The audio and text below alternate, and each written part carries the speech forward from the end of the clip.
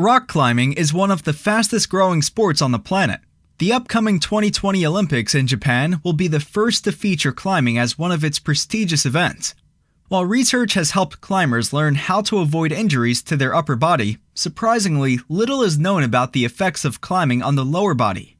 Now, for the first time, researchers have discovered patterns of knee injury across both competitive and non-competitive climbers. Their findings, published in the March issue of the American Journal of Sports Medicine, could offer athletes and healthcare providers useful tips on how to avoid or bounce back from injury. Over a period of 4 years, the authors of the study looked at 71 patients with 77 independent acute knee injuries due to climbing.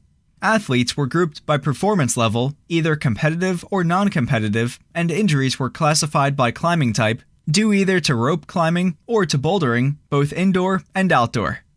The team identified 4 distinctive maneuvers that led to knee injury: the high step, the drop knee, the heel hook, and in the case of bouldering, the fall. Overall, bouldering was linked to 69% of all injuries. The reason might be that while relatively short, bouldering routes normally involve hard moves, requiring strong body tension, difficult body positioning, and lots of strength. Among the leading types of injury were meniscal tears, sprains of the iliotibial band, and ACL injuries. These diagnoses could be traced back to 4 climbing techniques identified by the authors. Medial meniscal tears were predominantly caused by the high step, drop knee, and heel hook positions. Iliotibial band sprains were caused exclusively by the heel hook position, and all ACL tears occurred due to uncontrolled falls. In terms of performance level, non-competitive athletes had significantly more medial meniscal tears than competitive athletes and underwent more surgical procedures.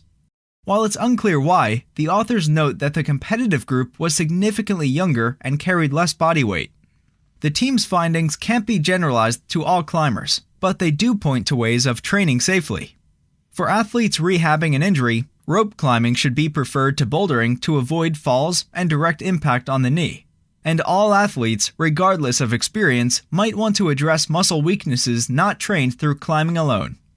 More studies should help researchers weigh in further on the biomechanics of the knee during climbing. And with the sport only growing in popularity, understanding the science of climbing could be more important than ever.